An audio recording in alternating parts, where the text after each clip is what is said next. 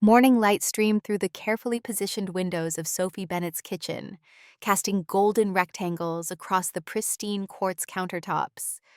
Sophie stood in the center of her domain coffee mug cradled in her hands, breathing in the scent of walnut cabinetry and possibility. At 37, she had finally created the space she'd spent 15 years dreaming about. A professional kitchen designer whose reputation had grown steadily over the years, Sophie understood that this room represented more than just beautiful materials and perfect proportions. It was tangible proof that she had escaped, succeeded, built something entirely her own. She ran her fingers along the custom walnut cabinets with their soft-closed drawers, feeling the smoothness of the finish she'd selected after weeks of deliberation. The Kokoda gold quartz countertops caught the light, their subtle pattern reminiscent of flowing water. The six-burner Wolf range stood like a centerpiece, professional grade and gleaming. And the island her pride and joy served as both preparation space and the heart of her home, topped with a single slab of stone that had cost more than her first car. The Italian tile backsplash imported specifically for this project created a mosaic of earthy tones that complemented the handcrafted iron cabinet pulls she'd commissioned from an artisan in Seattle. Each element had been meticulously chosen not just for its beauty, but for its significance. This kitchen wasn't simply where she cooked, it was her portfolio, her sanctuary, her triumph. 6 months ago, when Sophie had first walked through the modest ranch house in the quiet neighborhood on Portland's west side, she'd seen past the dated interiors and worn carpet. The bones were good, the natural light exceptional, and the kitchen, well, the kitchen had become her canvas. 3 months and nearly $40,000 later, she had transformed the outdated galley into this showpiece. She took another sip of coffee, savoring the quiet morning, the stillness that came with living alone. Her phone vibrated against the counter, disrupting her moment of peace. Sophie frowned at the screen, an unfamiliar tension creeping up her spine as her sister's name flashed on the display. Natalie rarely called, preferring to communicate through their mother or social media. Sophie hesitated before answering, already anticipating the familiar weight of family obligations settling on her shoulders. Rachel. Oh, thank God you answered. Natalie's voice pitched high with what sounded like genuine distress. In the background, construction noise blared, drilling, hammering men shouting instructions. What's wrong? Sophie asked, already regretting the concern in her voice. It's a disaster, Natalie sobbed. Our apartment, the landlord started renovations without telling us. They're literally tearing out walls. We have nowhere to go. The children's voices rose in the background, her niece's distinctive cry piercing through the chaos. Sophie closed her eyes, seeing exactly where this conversation was headed. Have you called Mom's house? It's too small, you know that. Richard's using the spare room as his office now. We tried a hotel, but with Eric's work being slow. Natalie trailed off, letting the financial implications hang in the air. Sophie visualized her pristine living room with toys scattered across the hardwood floors, sticky fingerprints on her walls. Then she heard what sounded like her niece crying again, and her resolve wavered. Sophie, just for a week, Natalie pleaded. The contractor promised they'd be done in a week. We'll be like ghosts. You won't even know we're there. Sophie gazed around her kitchen, her sanctuary suddenly feeling the fragility of the piece she'd built. 1 week, she said firmly. And there are rules. No toys in the living room, no food outside the kitchen, and absolutely no one touches anything in my kitchen. It's not just my personal space, it's my work showcase. Clients come here. Of course, Natalie gushed. Oh, Sophie, you're saving us. We'll be there tonight around 6 if that's okay. Just with overnight bags, nothing major.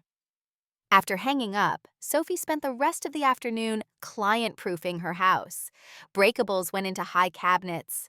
Her design portfolios moved to her locked office. She even installed child safety locks on the kitchen cabinets containing her good china and crystal. 1 week, she told herself, smoothing a hand over her kitchen island. I can handle anything for 1 week.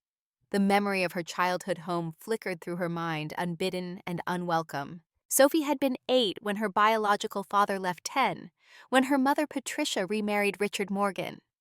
Her stepfather had quickly established himself as the undisputed authority in their household, charming and gregarious, in public controlling and manipulative behind closed doors.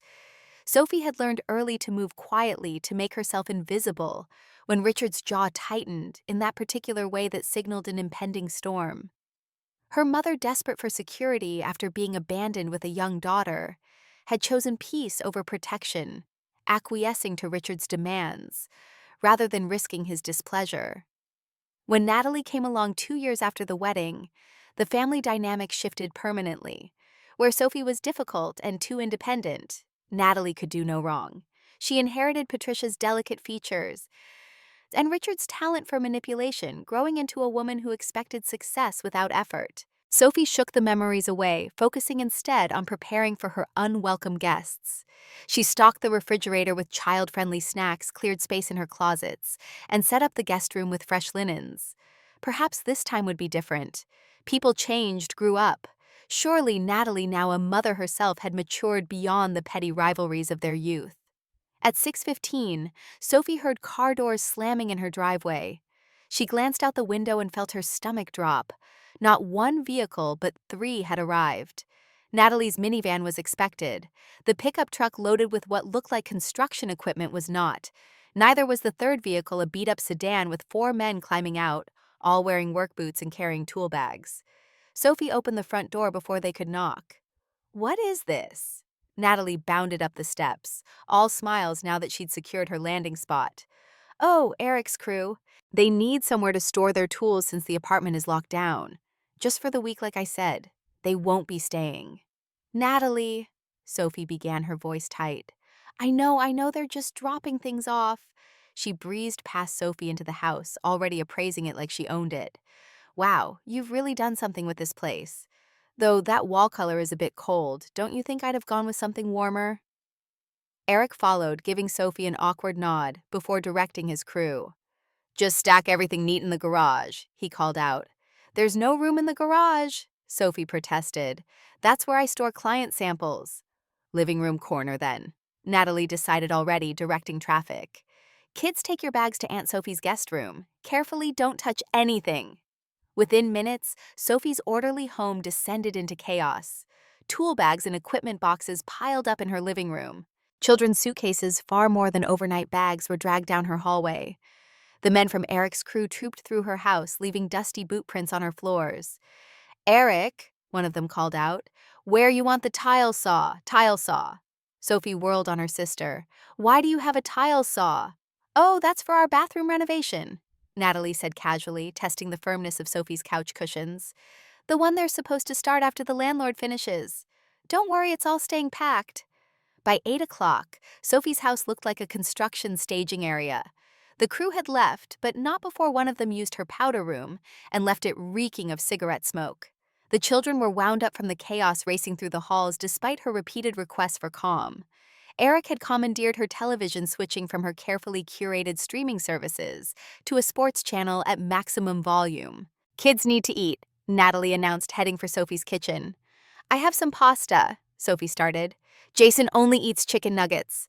Lily's in a mac and cheese phase. You don't mind if I just order pizza, do you? I'm exhausted from all this stress." By the time Sophie escaped to her bedroom that night, her house felt foreign. The guest room door was ajar, revealing suitcases exploded across the floor and toys already scattered on every surface. The living room television continued blaring, and from the kitchen she could hear Natalie rummaging through her cabinets, exclaiming over her fancy equipment. Day 2 brought new violations. Sophie woke to find Eric's crew had returned, using her driveway as a meeting point before heading to their job sites.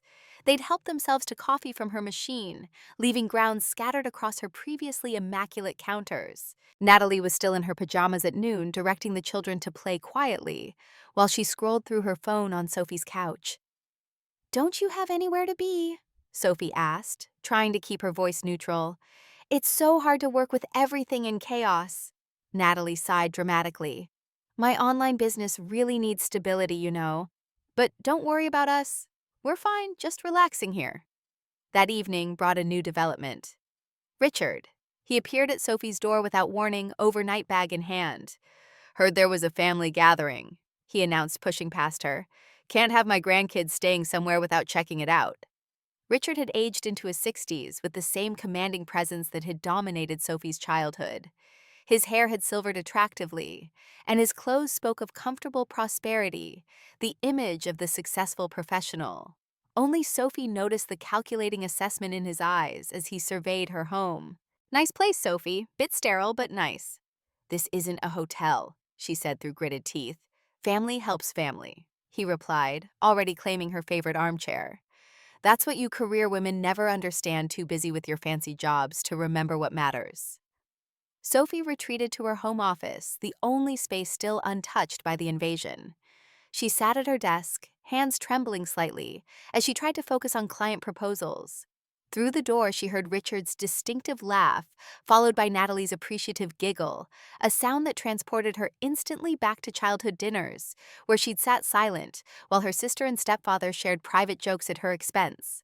Her phone buzzed with a text notification, a colleague asking about meeting a client tomorrow. Sophie began to type a response when another notification appeared, Richard sending a message to someone. The preview showed just a fragment, going according to plan. She doesn't Sophie frowned, a chill running through her. She must have misread. Why would Richard be texting about her? But when she checked again, the notification had disappeared. By day 3, Sophie's one-week house guests had fully colonized her space. Richard held court in the living room, offering unsolicited commentary on everything from her decor choices to her unnatural single status. Natalie had discovered Sophie's home office and set up what she called a temporary workspace, spreading her dubious business materials across Sophie's drafting table. The children, sweet as they were, individually had turned her hallways into racetracks, and her guest bathroom into what looked like a glitter bomb testing site. But the kitchen violations hurt most. Despite her explicit instructions, Sophie caught Eric microwaving leftover Chinese food on her good china. Natalie had reorganized her spice rack to be more intuitive, and someone she suspected Richard had used her professional knife set to open packages, leaving nicks in the blades. "It's just a kitchen." Natalie laughed when Sophie protested. "You're so uptight about it. Things are meant to be used, Sophie." Each night, Sophie retreated to her bedroom earlier, listening to the sounds of her house being lived in by people who didn't understand or respect what it meant to her. Eric's crew continued their morning gatherings, now bringing breakfast sandwiches that left grease stains on her porch. Richard's commentary grew more pointed, especially after his evening bourbons, and Natalie's temporary setup expanded daily with boxes of inventory appearing in Sophie's halls. By Thursday, Sophie was counting hours. 3 more days, 72 hours. She could survive anything for 72 hours.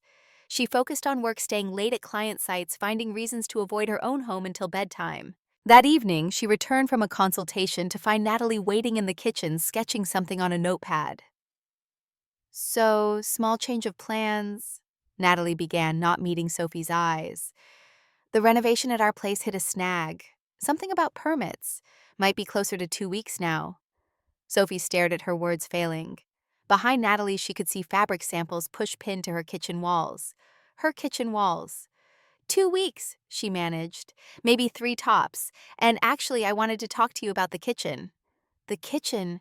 Sophie's voice came out dangerously quiet. Natalie brightened, mistaking her tone for interest. "Yes, I've been thinking this space has so much potential, but it's so clinical. All that white and steel. I'm seeing farmhouse chic. Warm woods, maybe some open shelving, definitely a different backsplash, something with personality." Sophie gripped the counter, her knuckles white. "This is a professional show kitchen. I use it for client presentations." "Exactly why it needs warmth." Natalie pulled out her phone, scrolling through Pinterest. "Look, I found the perfect inspiration.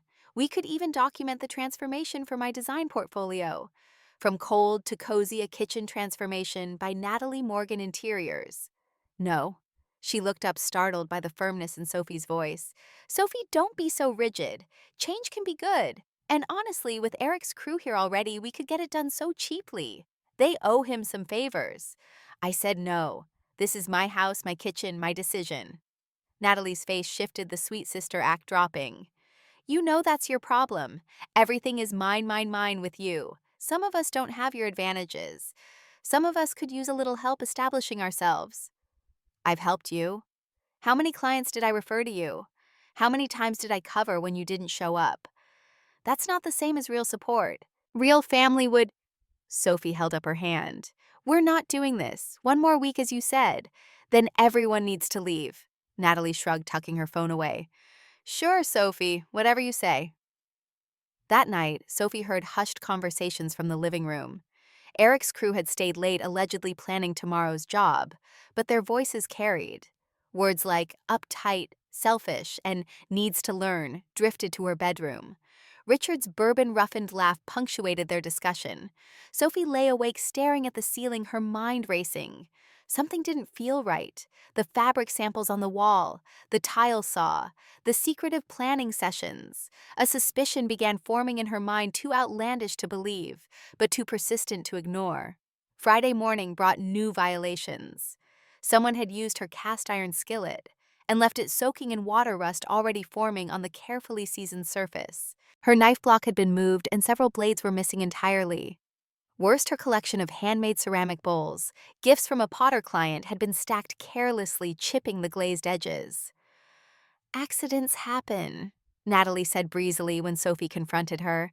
You can't expect kids to navigate a museum. Maybe if you made the space more family-friendly. It's not supposed to be family-friendly. It's my home. Richard looked up from his permanent position in Sophie's armchair. Selfish attitude, Sophie. No wonder you're alone. Sophie left for work without another word, but focus was impossible. Every client kitchen she visited reminded her of her own invaded space. When a client complimented her design aesthetic and asked about her own kitchen, Sophie nearly broke down. She canceled her afternoon appointments and drove to a coffee shop, needing neutral territory to think. As she nursed a latte, Sophie scrolled through her phone, reviewing the strange events of the week. On impulse, she opened her Instagram and searched for Natalie's business account. What she found made her blood run cold. A post from 3 weeks ago showed a mood board titled, Sophie's Kitchen Renovation. The caption read, planning a special surprise for someone who needs more warmth in her life. Can't wait to reveal the transformation. From cold to cozy surprise, have family. Helping family. Sophie scrolled further.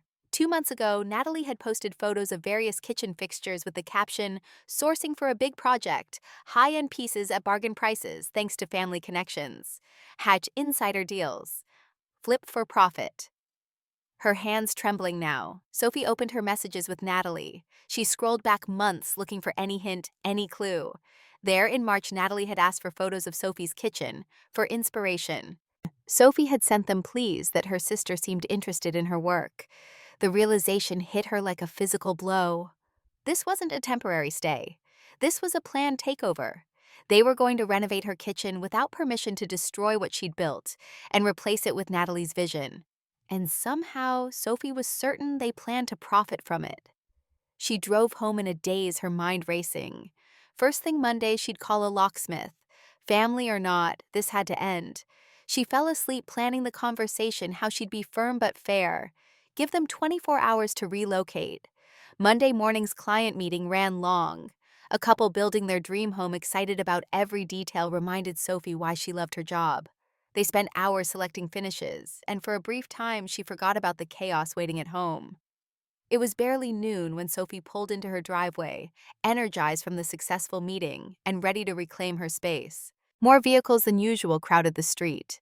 Eric's entire crew, it seemed, plus a van she didn't recognize. The moment she opened her door, she heard it, the sharp crack of demolition, the whine of power tools. Her feet carried her to the kitchen before her mind could process what she was hearing. Richard stood in the center of Sophie's beautiful kitchen, sledgehammer in hand, bringing it down on her quartz countertop. The Kakata gold surface she'd spent months selecting was already spiderwebbed with cracks. Behind him, Eric's crew was dismantling her custom cabinets, wrenching doors off hinges, pulling drawers from their soft close slides. What are you doing? The words tore from Sophie's throat. Richard paused mid-swing, grinning. About time you showed up. Natalie said you'd be at work all day. Her sister stood by the refrigerator, directing 2 men measuring the wall. Oh, hi, Sophie. Surprised we decided to start the renovation today. I know you were being stubborn, but once you see the transformation, you'll thank me. This cold, sterile look is so outdated. Stop! Sophie stepped forward, glass from a shattered tile crunching under her feet. Stop right now. Don't be dramatic, Richard said, hefting the sledgehammer again. We're doing you a favor adding value. That's what family does. This is destruction of property. This is illegal. Stop or I'm calling the police. Richard's face darkened. You'd call the cops on family, on the man who helped raise you. You're destroying my kitchen. Improving, Natalie corrected. And honestly, Sophie, your attitude is really hurtful. We're trying to help you. This kitchen screams desperate spinster. We're giving it life warmth, making it somewhere a real family would want to gather. Sophie pulled out her phone. Last warning, stop now or I'm calling 911. Richard moved faster than she expected. The sledgehammer dropped as he crossed the room in 3 strides. You ungrateful! His fist connected with Sophie's face before she could finish dialing. Pain exploded across her cheekbone as she stumbled backward, phone flying from her hand. She hit the wall hard, sliding down as her vision sparked. The room went silent for a moment. Then, unbelievably, the drilling resumed. Sophie tasted copper touched her lip, found blood. Richard stood over her fists, still clenched. Should have done that years ago. Thought you were too good for us even as a kid. Always had to be different, special, better than everyone else. Richard, Eric said nervously. Keep working, Richard barked. She's not calling anyone. Are you, Sophie? Because I know people at the department. They know about your history of exaggeration, your difficulty with family relationships. Who do you think they'll believe? Natalie knelt beside Sophie, her voice sugary with false concern. Just let us finish, Sophie. Fighting will only make it worse. In a few days, you'll have a gorgeous new kitchen, and this will all be a funny story. Remember when Sophie freaked out about her kitchen renovation? Sophie struggled to her feet, jaw throbbing, room tilting slightly. They'd gone back to work, her beautiful cabinets being wrenched from the walls, the tile backsplash she'd imported from Italy being chiseled away. Everything she'd built, everything she'd saved, for everything that represented her success and independence, destroyed. I'm leaving, she managed through swollen lips. When I come back, you'll all be gone. Richard laughed. Where are you going to go? Hotels are expensive. Oh, wait, you've got money, don't you? Must be nice looking down on family from your high horse. Sophie grabbed her purse, nothing else. Behind her, Natalie called out cheerfully, Drive safe, we'll have such a surprise for you when you get back. She made it to her car on unsteady legs. In the rearview mirror, she saw one of Eric's crew carrying her wolf range out the front door, $15,000, being loaded into a pickup truck like scrap metal. But Sophie smiled through the pain. They thought they'd won. They thought she was the same scared girl who'd hidden in her room while Richard raged and her mother made excuses. They thought she'd come crawling back, accept their violation of her space, maybe even thank them eventually. They had no idea who she'd become in the year since leaving their toxicity behind. Success hadn't just given Sophie a beautiful home.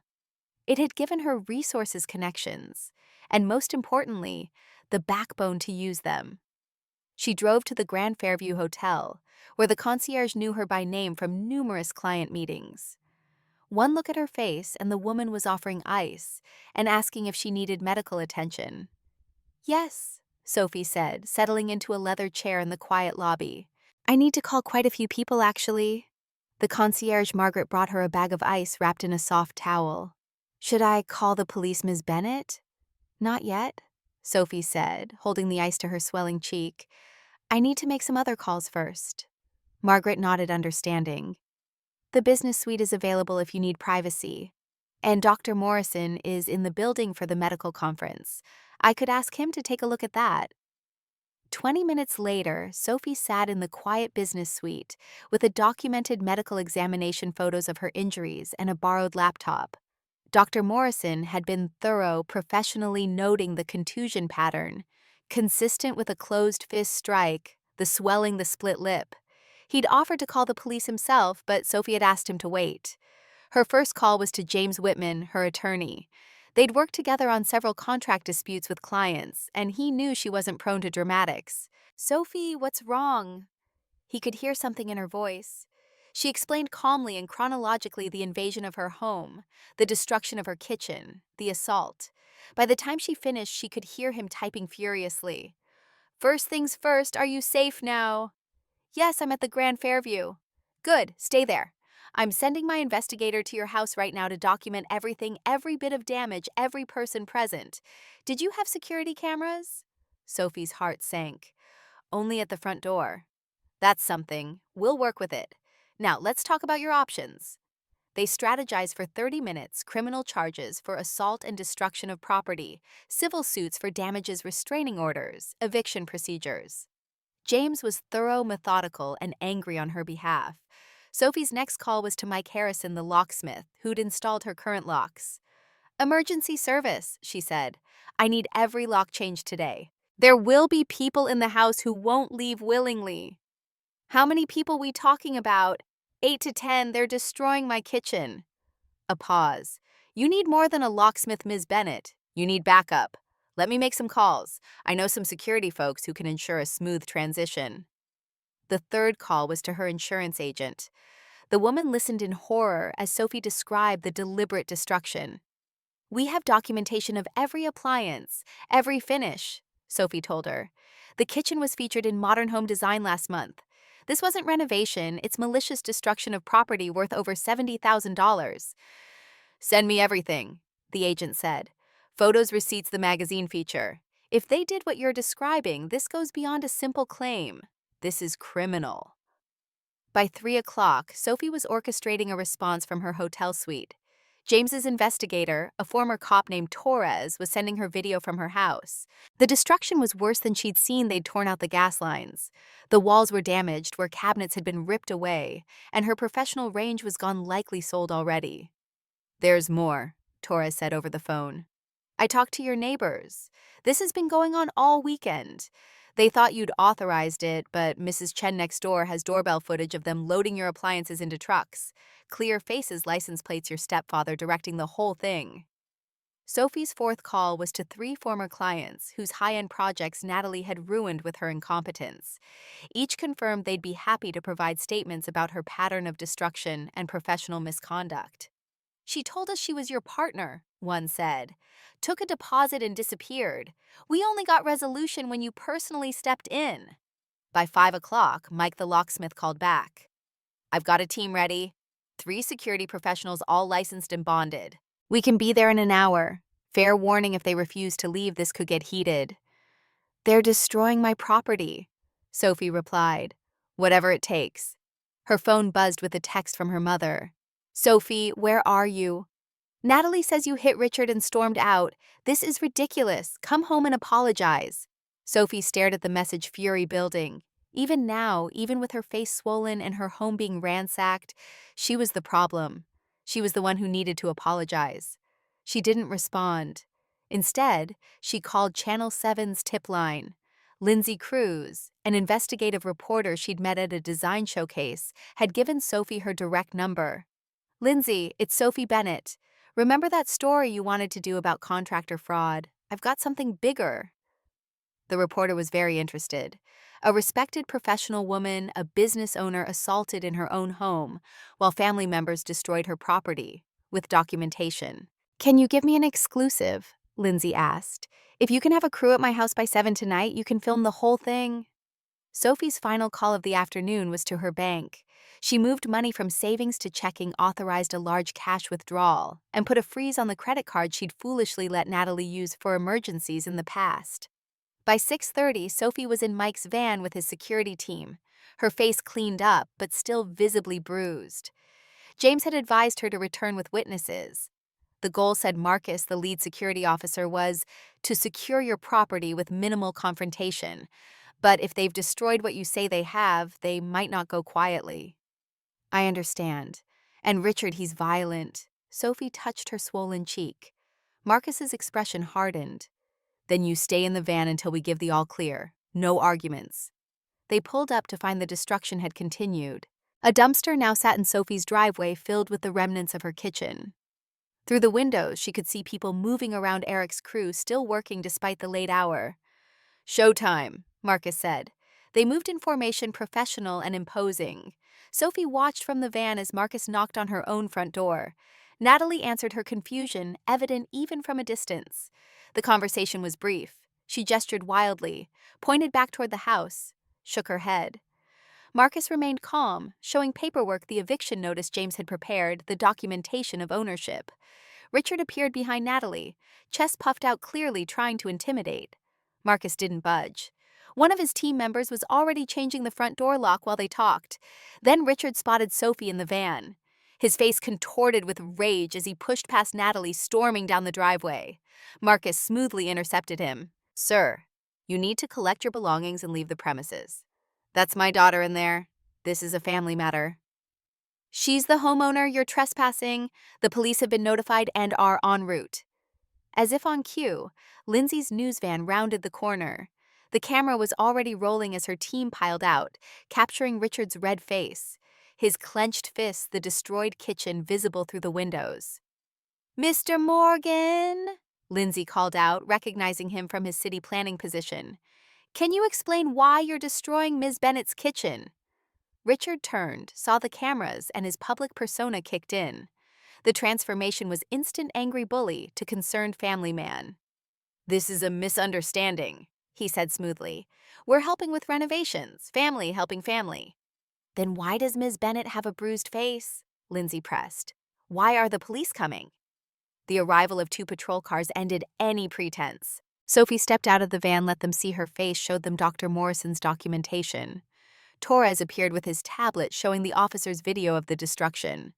"Ma'am," the senior officer said, "do you want to press charges?" Sophie looked at Richard, at Natalie, who was now crying dramatically for the cameras at Eric's crew, who were trying to slink away with their tools. "Yes," she said clearly. "Assault, destruction of property, theft, trespassing, all of it." The next hour was controlled chaos. Richard was arrested, his complaints about family misunderstandings falling on deaf ears when the officers saw the demolished kitchen and Sophie's documented injuries. Natalie screamed about Sophie ruining her life, about family betrayal, about how Sophie had always been jealous of her. Eric tried to claim his crew was just following orders, that they'd been told Sophie approved everything. The officers weren't buying it, especially when Mrs. Chen arrived with her doorbell footage showing them loading Sophie's appliances into their trucks. Through it all, Lindsay's crew captured everything the destroyed kitchen worth, more than many people's annual salaries. The entitled family members who'd felt they had the right to take what Sophie had built, the bruise on her face that spoke louder than any words about how far they'd been willing to go. As the police cars pulled away with Richard in custody, as Natalie and Eric packed their children into their van, with Marcus's team supervising as the locksmith finished securing her violated home, Sophie stood in her destroyed kitchen and felt something unexpected: relief. They'd shown their true colors in a way that no family gathering, no awkward dinner, no guilty phone call could have. They'd broken more than her kitchen. They'd broken any obligation she might have felt to maintain ties with people who saw her success as something to be taken rather than celebrated. Lindsay approached microphone in hand. "Ms. Bennett, how do you feel about what's happened here today?"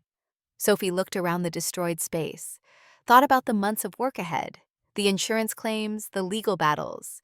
Then she thought about the security cameras being installed tomorrow, the restraining orders being filed, the bridges thoroughly burned.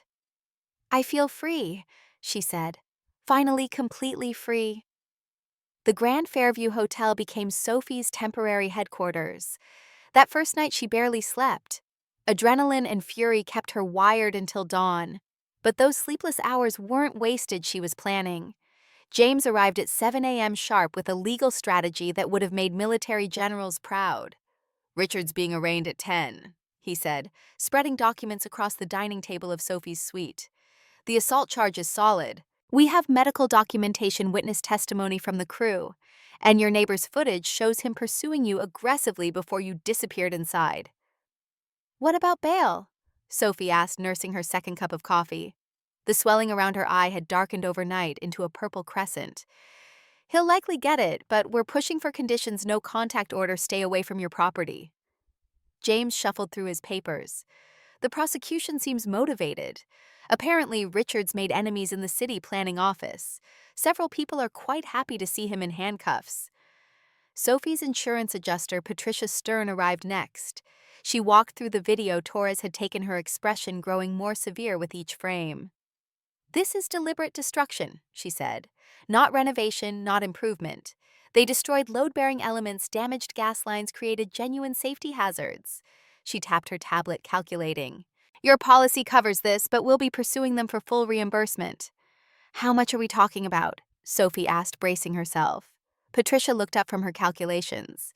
"The kitchen alone with the custom work, the appliances, several of which seem to be missing. We're looking at 90,000 minimum.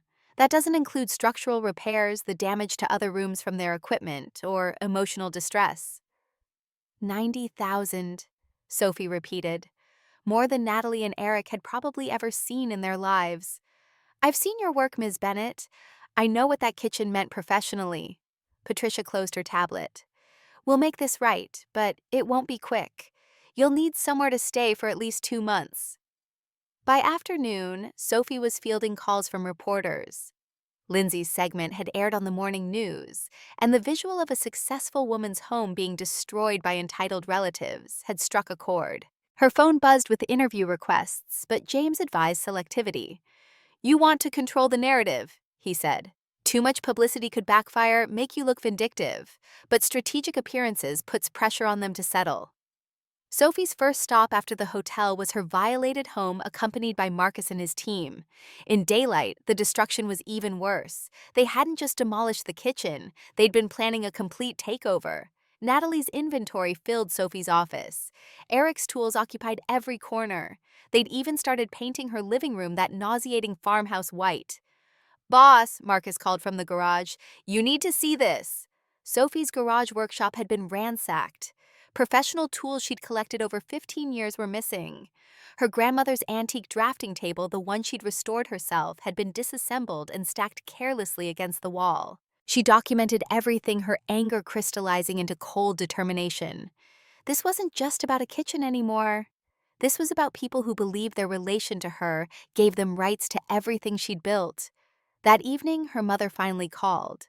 Sophie had been expecting it, had prepared herself for the guilt, the manipulation. "How could you—" Eleanor was crying, of course. "Richard in jail, the children traumatized, and for what? A kitchen? He assaulted me, Mom." Sophie touched her bruised face, still tender under her makeup. "He was trying to help. You've always been so sensitive, so dramatic. One little tap and you destroy our entire family." Sophie laughed. Actually laughed. "One little tap, I have medical documentation of a closed fist punch.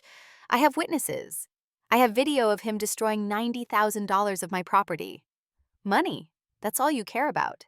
No, Mom, I care about respect. I care about boundaries. I care about not being assaulted in my own home." Natalie's business is ruined. Her reputation was ruined long before this. Ask Sarah Martinez about the deposit Natalie took and never returned. Ask the Washingtons about the bathroom she demolished and abandoned. I've protected her from consequences for years. No more. The line went quiet then, in a smaller voice. "What am I supposed to do?" "Whatever you want. But if it involves taking Richard's side over mine, don't expect me to be part of it." Eleanor hung up. Sophie blocked her number, then Natalie's, then every extended family member who might try to guilt her into dropping charges. The liberation was intoxicating. Over the following days, Sophie threw herself into strategic planning.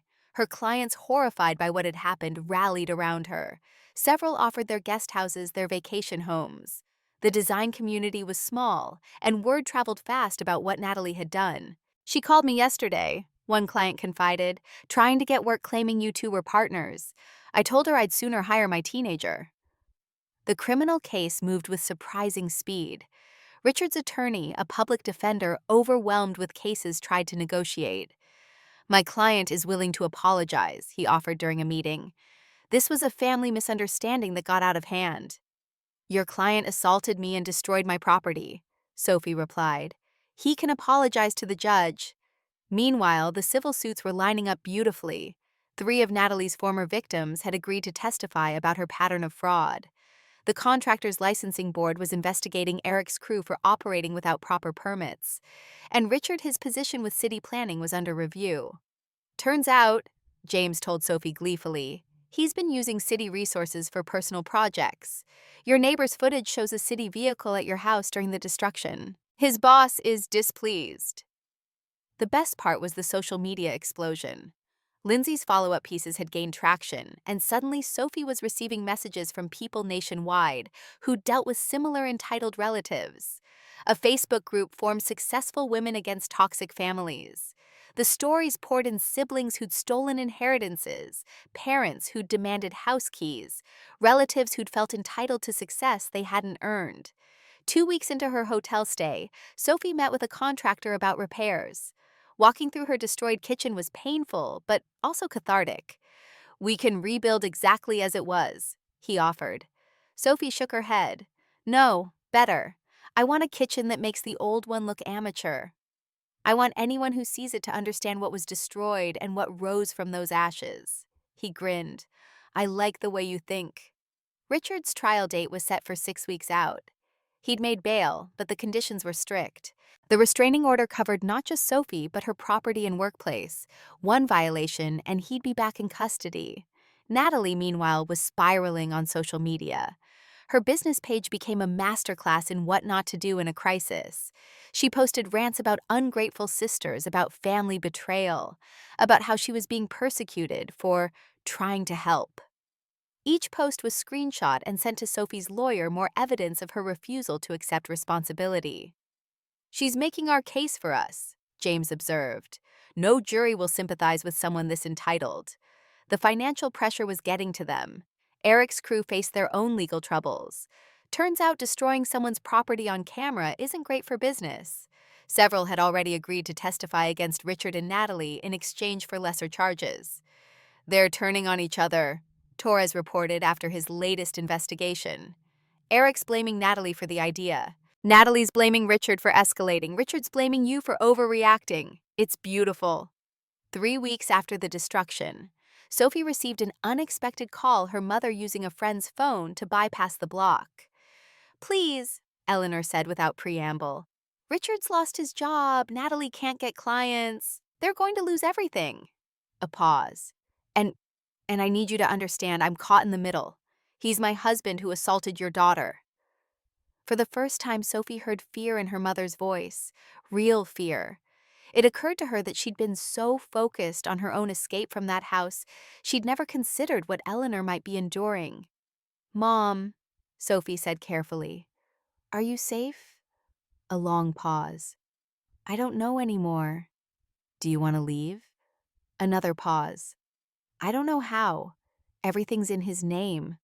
I haven't worked in 20 years. Where would I go?" Sophie made a decision that surprised her. "I'll have James call you, not to discuss my case, to discuss your options." Quietly, Eleanor started crying. "After everything, why would you help me?" "Because you're right. I don't understand what it's like being married to Richard, but I understand what it's like being his target. And nobody should live like that." It was the first crack in Sophie's armor of anger, but it felt right. Her mother was a victim too, in her own way. Helping Eleanor escape Richard wasn't forgiveness for choosing him over Sophie. It was recognition that the cycle of abuse trapped more than just the obvious victims. As week 4 arrived, the pressure on Richard and Natalie intensified. The criminal charges were solid, the civil suits promised financial ruin, their reputations were destroyed, and now with Eleanor quietly consulting divorce attorneys, their family structure was crumbling. Monday morning of week 4 brought the security team Sophie had hired to monitor her property. 3 shifts, 24-hour coverage, all former military or law enforcement. It seemed excessive until they called her that very afternoon. "Ms. Bennett, we've got a situation. Your sister and 2 men are parked across the street watching the house." Sophie pulled up the security app on her phone. There they were. Natalie in the driver's seat of a rental car, Eric beside her, and one of his crew members in the back. They'd been there for 2 hours. "Document everything," Sophie instructed. "If they approach the property, call the police immediately." James was ecstatic when Sophie informed him. "They're violating the restraining order just by being there. This is gift-wrapped evidence of harassment." But Sophie wanted more than violations. She wanted to understand their next move. Torres volunteered to do surveillance, and within days, he had disturbing information. "They're desperate," he reported. Natalie's been reaching out to hard money lenders trying to get cash. She's telling people you have hidden valuables in the house, that she knows where you keep cash. I don't keep cash in the house. They don't know that. And here's the concerning part: Eric's been in contact with some questionable people, ex-cons from his construction network, the kind who do jobs off the books, if you understand me. Sophie understood perfectly. They were escalating from destruction to potential theft, or worse. The security footage from the next few nights proved Torres right. Different vehicles cruised slowly past her house at odd hours. One man actually got out and photographed her security cameras before driving away. Time to go on offense, James decided. We file for an emergency hearing. This is conspiracy to commit burglary on top of everything else. The emergency hearing was scheduled for Thursday. Sophie spent Wednesday gathering every piece of evidence. The security footage, Torres's surveillance reports, screenshots of Natalie's increasingly unhinged social media posts where she claimed Sophie had stolen her design ideas and sabotaged her business. That night, Sophie's phone rang with a blocked number. Against her better judgment, she answered. "You think you're so smart." Natalie's voice was different, harder, meaner. The mask had completely fallen away. "But you can't stay in that hotel forever. You can't hide behind lawyers and security guards for the rest of your life." "Is that a threat?" "It's reality. You destroyed my family, my business, my future. You think I'm just going to walk away?" "Natalie, you destroyed my kitchen. Richard assaulted me. You did this to yourselves." She laughed, ugly and bitter. "That kitchen, that was nothing. I wanted to burn the whole place down. Still might." Sophie hit record on her phone, grateful for the app James had recommended. "You're threatening arson now." "I'm done threatening. You want to play hardball, fine. But remember, I know things about you, about your business, about where you go, who you meet. You can't watch your back every second." The line went dead. Sophie immediately sent the recording to James and the police. Within an hour, officers were at her hotel taking a statement. Thursday's emergency hearing was a massacre. The judge, already unsympathetic to Richard and Natalie's renovation gone wrong defense, listened to the threatening phone call with visible disgust. "Mrs. Patterson," he addressed Natalie directly, "you seem to be under the impression that family relationships exempt you from the law. They do not. Your actions show a pattern of escalation that deeply concerns this court." Richard's attorney tried to argue that the surveillance was circumstantial, that sitting in a car wasn't illegal. The judge cut him off. "Counselor, your clients were ordered to stay away from Ms. Bennett's property. Away doesn't mean across the street. It means away. The fact that they're conducting surveillance suggests intent to commit further crimes." The restraining orders were strengthened and extended. But more importantly, bail was revoked for both Richard and Natalie based on the new evidence of conspiracy and threats. They were remanded to custody pending trial. The courtroom erupted. Natalie screamed about injustice, about family, about how Sophie had ruined her life.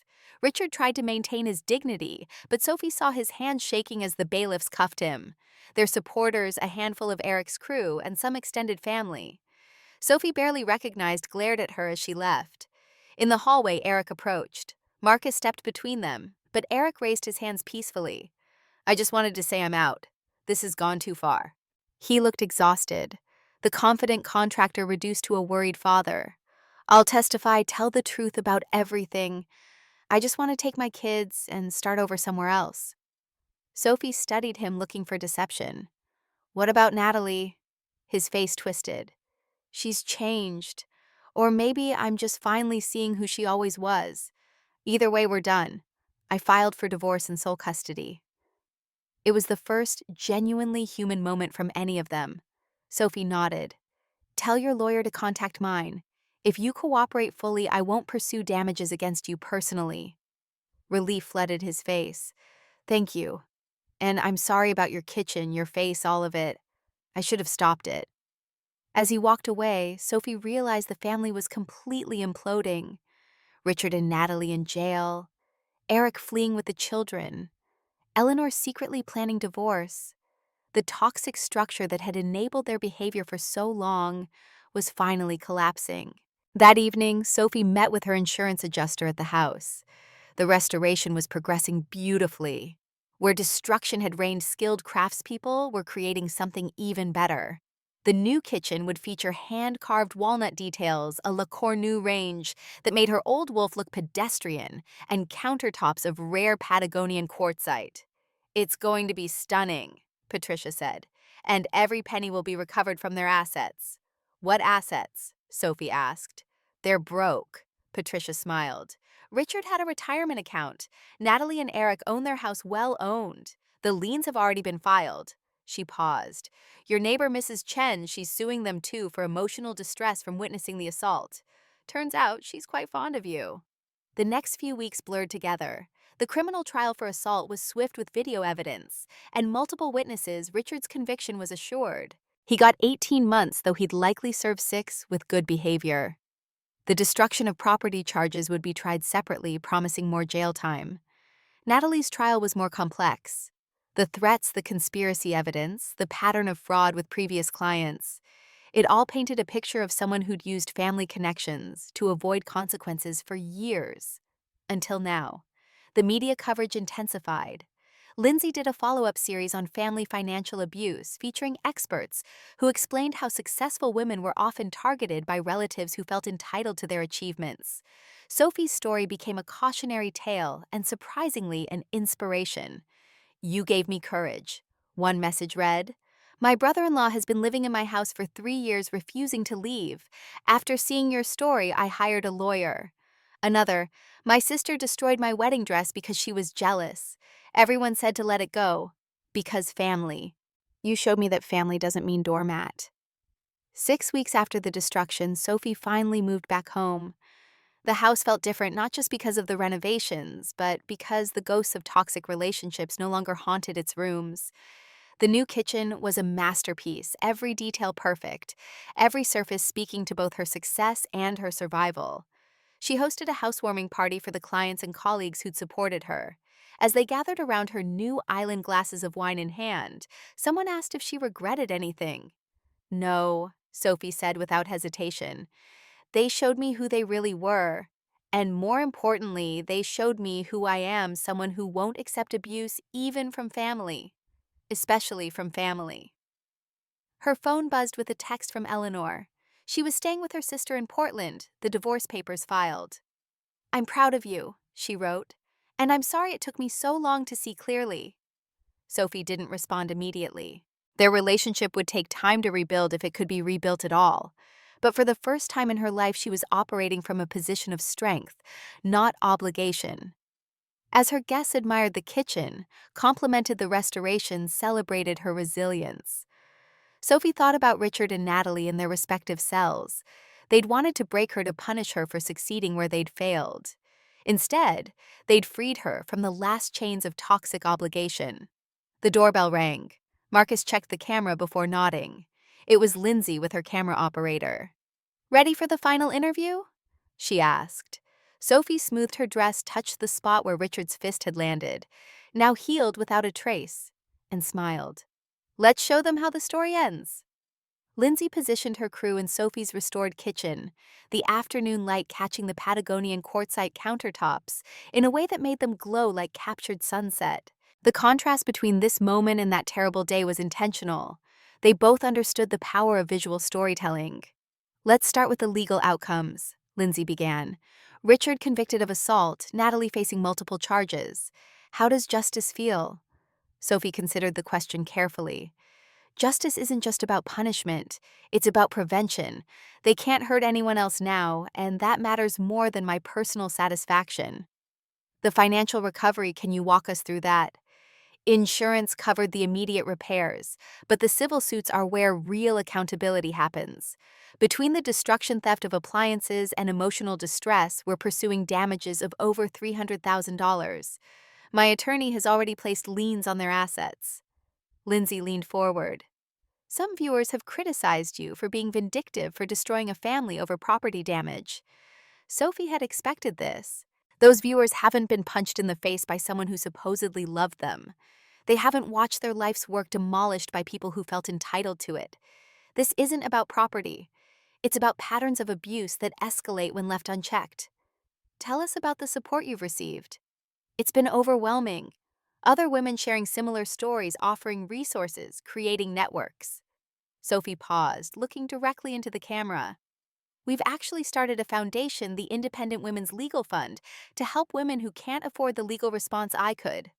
Lindsay's eyes widened. This was new information. A foundation launching next month.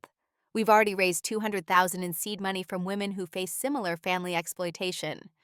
Pro bono attorneys are volunteering because not everyone can afford to fight back, but everyone deserves to. After the interview wrapped, Sophie had another meeting, this one more challenging. Eric had requested to see her before leaving town with his children. Against Marcus's advice, Sophie agreed, but only in a public setting. They met at a coffee shop downtown, Marcus positioned nearby. Eric looked older or exhausted, his construction swagger replaced by something almost humble. I wanted to thank you, he began, for not including me in the financial pursuit, for letting me cooperate. You're testifying truthfully, that's all I required. He nodded, fidgeting with his coffee cup. The kids ask about their mom. I don't know what to tell them. Tell them the truth, age appropriately. Their mother made choices that had consequences. Hiding from that helps no one. Jason blames himself, says if he hadn't complained about the apartment being too small, none of this would have happened. Sophie's heart squeezed. The children were victims too, in their way. Would you accept help? There's a family counselor I know specializes in helping kids process family trauma. Eric's eyes welled up. I can't afford, I'll cover it. The kids didn't ask for any of this. Eric stared at her, disbelief warring with gratitude. After everything. Why? Because cycles break with kindness, not just consequences. Your children deserve better than what they've witnessed. As Eric left, promising to call the counselor, Sophie reflected on how revenge had evolved into something more complex. Yes, she'd pursued every legal avenue against Richard and Natalie, but she was also building something positive from the wreckage. The next few days brought a flurry of legal activity. Richard's attorney attempted one last negotiation, a guilty plea, in exchange for no jail time, just probation and restitution. Absolutely not, James told them. He assaulted a woman in her home. He serves time. The criminal trial for property destruction began the following Monday. Sophie testified for 3 hours, walking the jury through every violated boundary, every ignored request, every escalation that led to that devastating day. They didn't just destroy a kitchen, she explained. They destroyed my sense of safety, my trust in family, my peace in my own home. When someone shows such callous disregard for your boundaries, for your property, for your physical safety, that's not renovation. That's domination. The prosecutor played the security footage. Several jurors gasped when they saw Richard's sledgehammer connect with Sophie's pristine countertops. Others shook their heads at Natalie, directing the destruction like a demented conductor. Richard took the stand in his own defense, attempting to paint himself as a helpful father figure, whose efforts were misunderstood. The prosecutor destroyed him with a single question. If you were helping, why did you hit her? His attorney objected, noting that assault was a separate charge. The judge overruled the assault, spoke to intent, to the mindset behind the destruction. Richard's mask slipped. She needed to learn respect, he muttered. The courtroom went silent. Even his own attorney looked defeated. Natalie's testimony was worse. She portrayed herself as a victim of Sophie's jealousy, claimed Sophie had sabotaged her business ventures out of spite. My sister had advantages I never did, she whined. It's not fair that she gets to live in luxury while I struggle. The prosecutor's response was cutting. So you decided to take what wasn't yours. It should have been mine. Natalie's voice rose. I have children. She has nothing but her precious career. Several jurors visibly recoiled. One, a professional woman about Sophie's age, looked particularly disgusted. The verdict came back in under 2 hours, guilty on all counts. Destruction of property, conspiracy theft. Combined with the assault conviction, Richard faced up to 5 years, Natalie 3. Sentencing was scheduled for the following month. In the meantime, Sophie focused on positive action. The Independent Women's Legal Fund officially launched with a gala in her restored home. 60 women attended, each with their own story of family financial abuse. My brother stole my identity and ruined my credit. My stepmother convinced my elderly father to disinherit me after I paid for his care for years. My cousin started a business using my name and reputation, then disappeared with client deposits. Story after story, pattern after pattern. They weren't isolated cases. They were an epidemic of successful women being punished for their achievements by those who felt entitled to share them without effort. 3 weeks before sentencing, Sophie received a letter through James. Eleanor writing from Portland. Sophie, I know I have no right to ask anything of you, but I need you to know that I see it now. All of it. How Richard manipulated and controlled. How I enabled him by choosing peace over protection. How Natalie learned that taking was easier than earning. I failed you as a mother. I chose a man over my daughter. Chose comfortable lies over difficult truths. I'm in therapy now trying to understand why. The divorce is final next month. I'm working again retail, nothing glamorous, but it's mine. I don't expect forgiveness. I just wanted you to know that your strength in standing up to them gave me strength too. Sophie read it twice, then filed it away. Maybe someday they'd rebuild something, maybe not. The choice was hers now, not obligations. Sentencing day arrived with unexpected drama. Natalie had fired her public defender and hired a new attorney with money from somewhere Sophie suspected Richard's hidden assets. This attorney came out swinging filing motions to reduce charges, claiming mental distress, demanding a psychological evaluation. James was unfazed. Desperation moves, the conviction stands. In her pre-sentencing statement, Natalie tried one last manipulation. She spoke of her children missing their mother, of how prison would destroy their lives, of how Sophie was heartlessly orphaning them for a simple misunderstanding. Sophie was allowed a victim impact statement in response.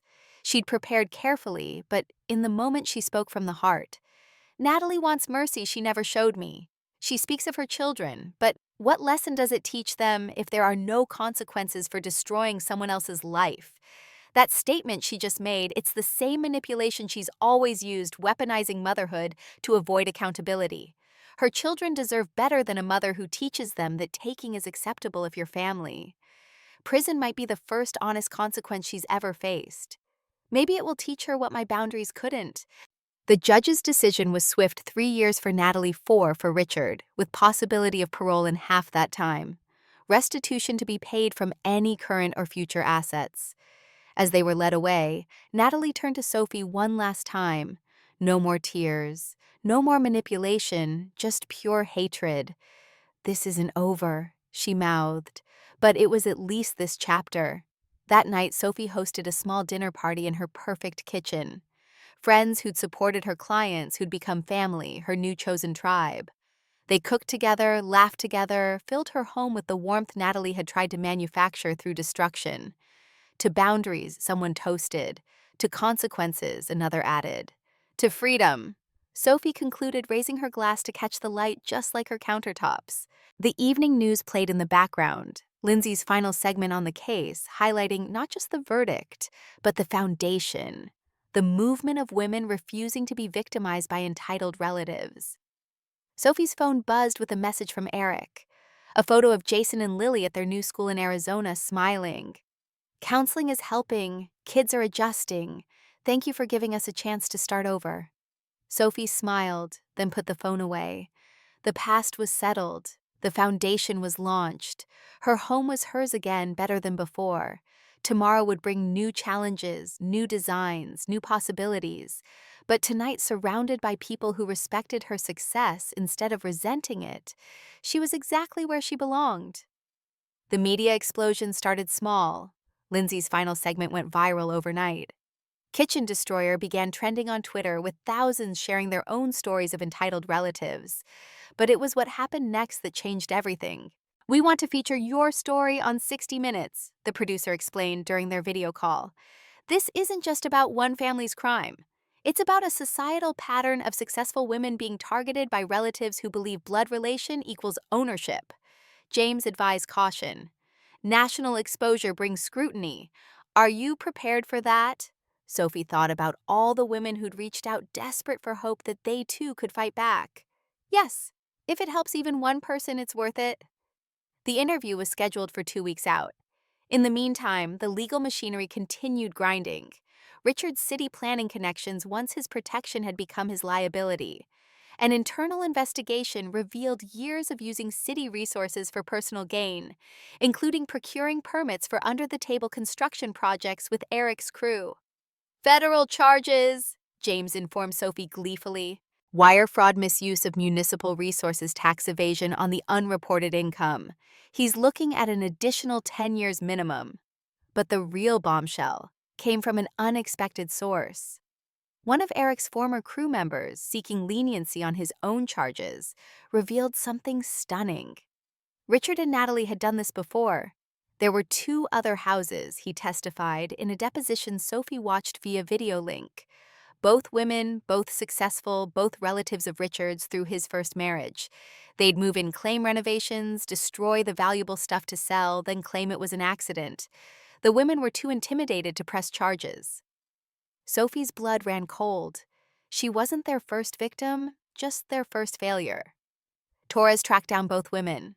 Margaret Hanson, Richard's cousin, had lost a Victorian home worth $500,000. She'd been too frightened of Richard to pursue charges. Elena Ruiz, related through Richard's first wife, had her art studio destroyed, years of work vanished overnight. "I thought I was alone," Margaret sobbed during their video call. "I thought it was my fault for letting them in." "You weren't alone," Sophie assured her. "And it's not too late for justice." Both women agreed to testify about the pattern of behavior. The prosecutor amended charges to include racketeering, a pattern of criminal enterprise. Richard and Natalie weren't just toxic relatives. They were serial predators who'd weaponized family bonds for profit. The 60 Minutes taping took place in Sophie's restored kitchen. Anderson Cooper himself conducted the interview, his silver hair and serious demeanor lending gravity to the story. But it wasn't just Sophie's story anymore. Margaret and Elena had agreed to appear, making it an examination of systematic family exploitation. "These aren't isolated incidents," Anderson said to the camera. "Across America, successful women report similar patterns. Relatives who feel entitled to their achievements, who escalate from emotional manipulation to financial abuse to outright crime." The program included expert testimony from Dr. Sarah Crenley, a psychologist specializing in family financial abuse. "We socialize women to prioritize family harmony over personal boundaries.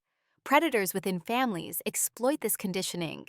They know their victims will hesitate to involve law enforcement, will question themselves, will absorb tremendous damage before fighting back." But the most powerful moment came when they showed the destruction footage. America watched Richard swing that sledgehammer, heard Natalie directing the demolition, saw Sophie's beautiful kitchen reduced to rubble. Then they saw the restoration and understood this wasn't just about property, but about refusing to let abuse define the ending. The response was overwhelming. The Independent Women's Legal Fund website crashed from traffic. Donations poured in, they raised $3 million in the first week. Law firms volunteered pro bono hours. Politicians called for legislation addressing family financial abuse. But there was backlash too. Men's rights groups painted Sophie as vindictive. Some extended family members gave interviews claiming she'd always been difficult and thought she was better than everyone. Natalie's supporters started a GoFundMe for her appeal, though it raised less than $1,000. The real vindication came at Richard's federal trial. With the new evidence of serial predation, his facade crumbled entirely. The jury saw him not as a misguided stepfather, but as a calculated criminal who'd used family connections to identify and exploit victims. Margaret testified about losing her grandmother's home. "He convinced me that family helps family, that renovation would increase the value. Instead, he gutted it, sold everything valuable, and left me with a shell I couldn't afford to repair." Elena spoke of years spent rebuilding her art career after Richard destroyed her studio. "He said artists were parasites, that I needed to learn about real work. 20 years of paintings gone, my kiln destroyed, my supplies sold because he decided my success wasn't legitimate." When Sophie's turn came, she focused on the pattern. He chose women who'd achieved something without him, who'd built lives that proved his worldview wrong. The destruction was never about renovation. It was about punishment. The federal verdict was decisive, guilty on all counts. The racketeering charge alone carried 20 years. Combined with state convictions, Richard would likely die in prison. Natalie's situation deteriorated further when she foolishly agreed to a jailhouse interview, thinking she could garner sympathy. Instead, she revealed herself completely ranting about unfairness, about how successful women had stolen opportunities from real mothers, about how Sophie destroyed her family out of jealousy. "She's not even married," she spat at the interviewer. "No kids, no real family, just her precious career and her perfect house. It's unnatural. We were trying to show her what really matters." The interview went viral for all the wrong reasons. Natalie became the face of entitled relatives everywhere her words memed and mocked across social media. Real mothers trended for days. 6 months after the destruction, Sophie stood before Congress testifying in support of the Family Financial Abuse Prevention Act. The legislation would make it easier to pursue criminal charges when relatives exploited family bonds for financial gain, and would provide resources for victims afraid to come forward. "Family should be where we're safest," she told the assembled representatives. "When that trust is weaponized against us, the betrayal cuts deeper than any stranger's crime. We need laws that recognize this unique violation." The act passed with bipartisan support. The president signed it into law 3 months later. Sophie stood in the Oval Office surrounded by other survivors and thought about how far they'd all come from that day of destruction. But the sweetest vindication came in an unexpected form. A year after everything began, Sophie received a call from the American Institute of Kitchen Design. They wanted to feature her restored kitchen on their magazine cover, not just for its beauty, but for what it represented. "Resilience in design," the editor explained. "How destruction can lead to something even more beautiful. Your kitchen tells a story that resonates beyond aesthetics." The photo shoot was emotional. As photographers captured every angle of her rebuilt space, Sophie remembered standing in the rubble, Richard's punch still throbbing on her face, wondering if she'd ever feel safe here again. Now her kitchen wasn't just restored, it was transformed. Every surface spoke of survival. Every detail declared that destruction didn't get the final word. The magazine feature would reach every high-end designer in the country. Natalie's dreams of recognition achieved by the very person she tried to destroy. The foundation grew beyond Sophie's wildest dreams. They opened chapters in 12 cities, providing legal resources, safe temporary housing, and counseling for women facing family financial abuse. Corporate sponsors lined up, understanding that protecting successful women from predatory relatives was both moral and practical.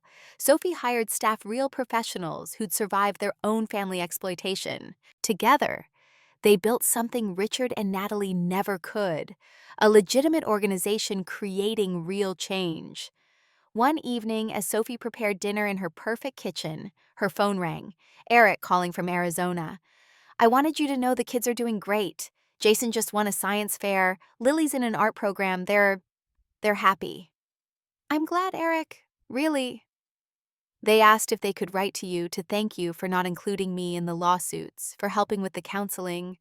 Would that be okay?" Sophie considered carefully. The children were innocent in all this, victims of their parents' choices. "Yes, they can write." The letters arrived a week later, careful childish handwriting on construction paper. Jason thanked her for giving his dad a second chance. Lily drew a picture of a kitchen with a smiling sun above it. "For your pretty house," she'd written. Sophie framed both letters and hung them in her office, reminders that breaking cycles of abuse could create space for healing even in unexpected places. As time passed, Sophie received an unusual visitor request. Eleanor wanted to meet for coffee.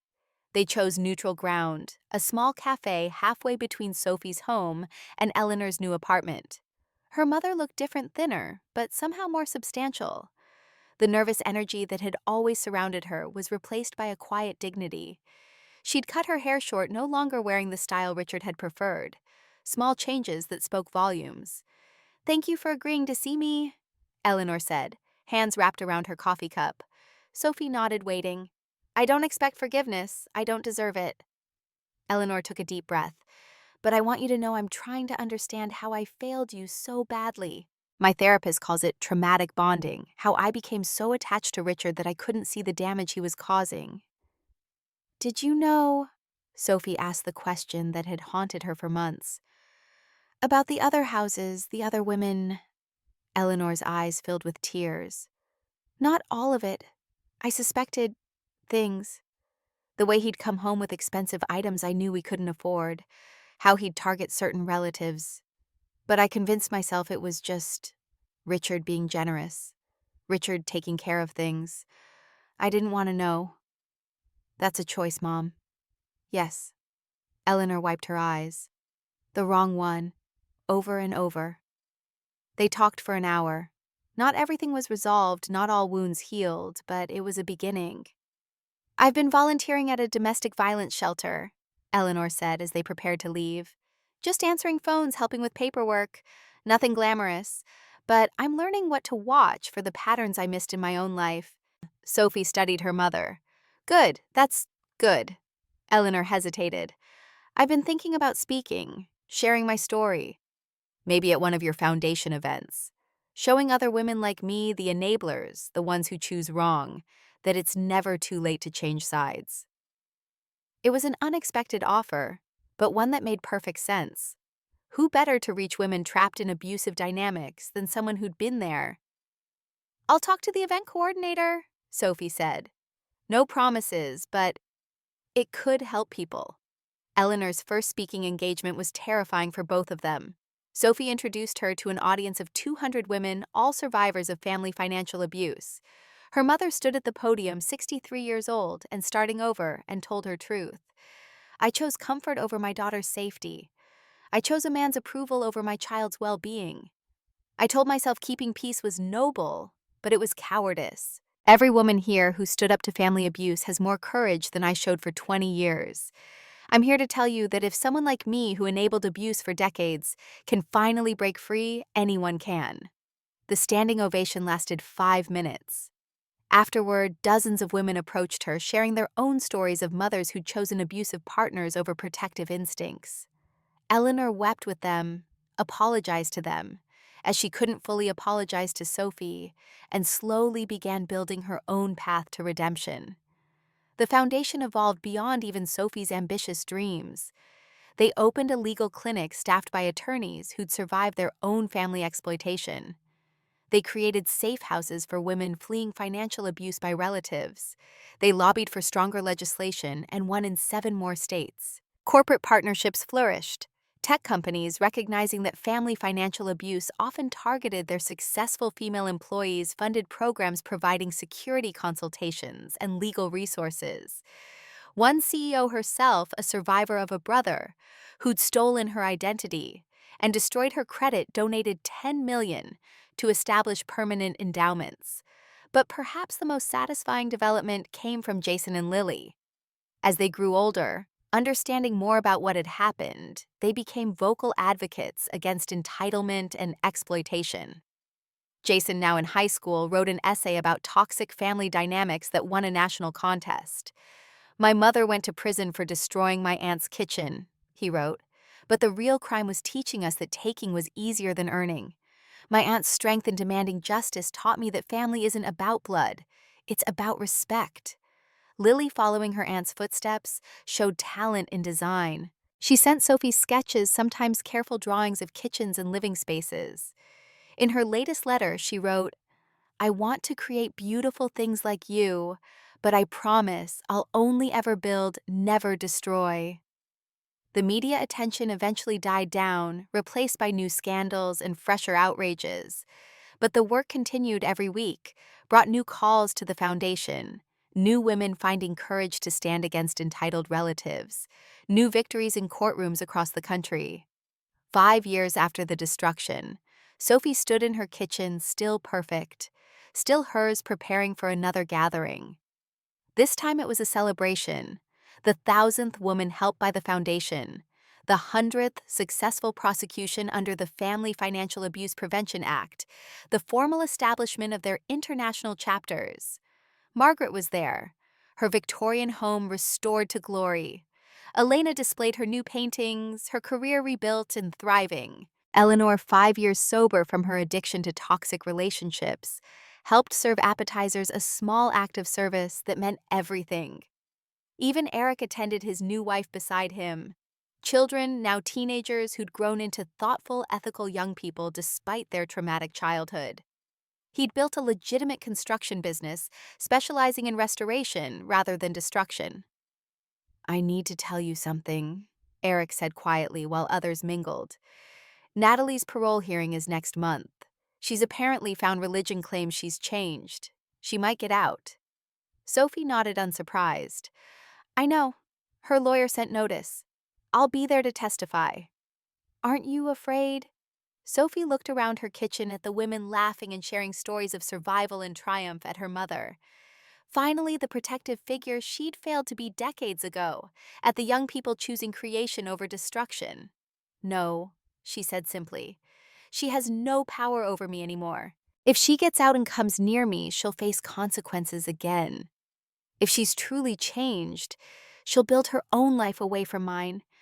Either way, I'm protected by more than locks and lawyers now. I'm protected by truth." Eric smiled sadly. "I hope she has changed, for the kids' sake, if nothing else. But you don't believe it, do you?" Sophie thought about those journals, the years of planning, the depth of entitlement that saw her success as theft from Natalie. "No, but I believe in consequences, and she's faced those." As the evening progressed, Sophie found herself back at her island, the Patagonian quartzite cool under her palms. This kitchen had become more than a workspace or showpiece. It was a symbol of resilience, a testament to the power of boundaries, a beautiful thing that survived attempted destruction and emerged stronger. Her phone buzzed with a message from a number she didn't recognize.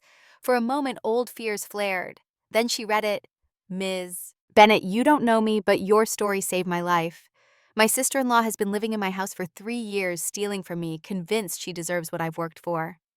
After seeing your courage, I've hired a lawyer. I'm taking my life back. Thank you for showing me it's possible."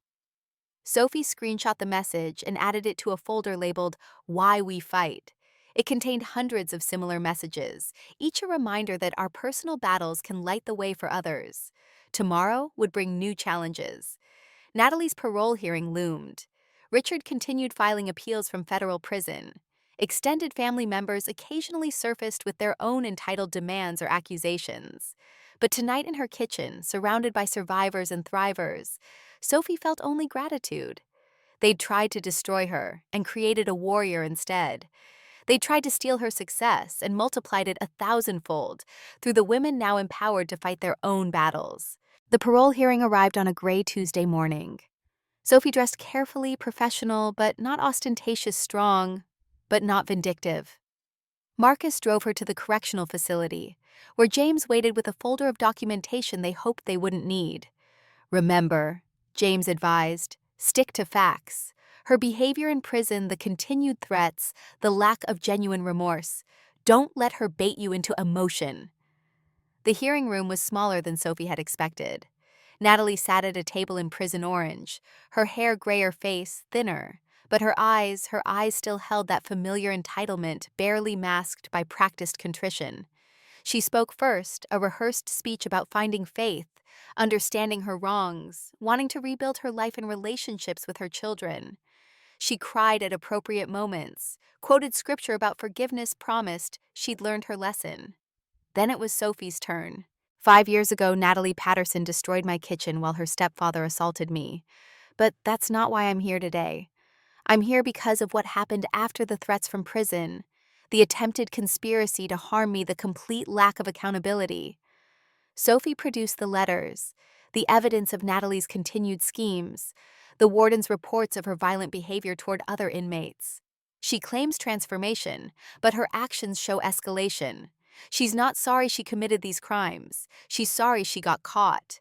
Releasing her early would send a dangerous message to every victim of family violence that performance matters more than genuine change. The parole board asked Natalie directly, "Do you accept full responsibility for your actions?" She hesitated just a moment too long. "I accept that my actions hurt my sister, but she needs to understand I was desperate. My business was failing, my family was struggling. She had so much, and family should share." The board member cut her off. "That's a no then." He looked at his colleagues who nodded in agreement. Parole denied. 5 more years before you can apply again. As they left, Natalie called out, "Sophie, please."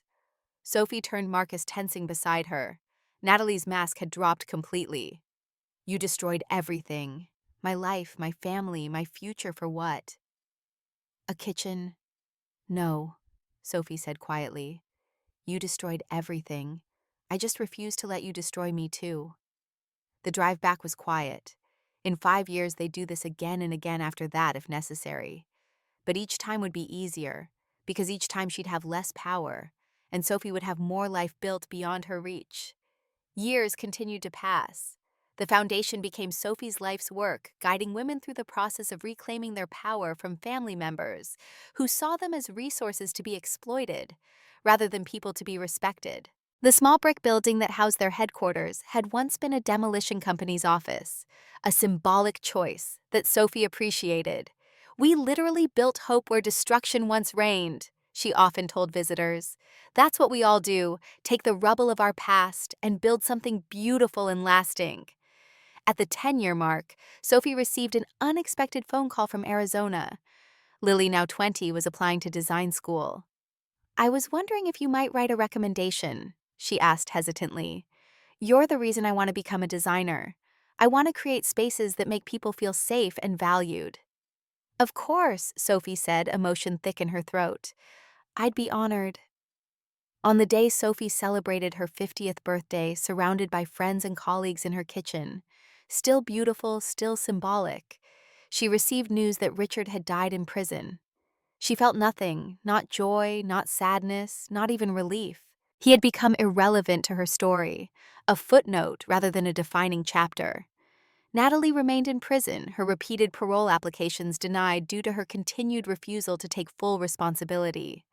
The last Sophie heard, she was still blaming everyone but herself. Eleanor had found purpose in her advocacy work, speaking to women's groups about recognizing and escaping enabling patterns. Their relationship had healed gradually, not to what it might have been without Richard's interference, but to something honest and sustainable. That evening, after her guests had gone, Sophie stood in her kitchen running her fingers along the quartzite countertops that had replaced the ones Richard had smashed a decade earlier. She thought about the thousands of women who had found courage through her story, the legislation that now protected them, the culture that was slowly changing to recognize family financial abuse as the crime it was. From the shelf above her refrigerator, she took down a small chunk of the original Kokota gold quartz, a piece she'd salvaged from the dumpster that day. She kept it not as a reminder of trauma, but as evidence of transformation. Tragedy into triumph, destruction into creation, pain into purpose. Her phone chimed with a new message, another woman seeking help, another kitchen somewhere being threatened, another boundary being crossed. Sophie smiled and began typing a response. They had tried to demolish her kitchen, but they'd built her legacy instead.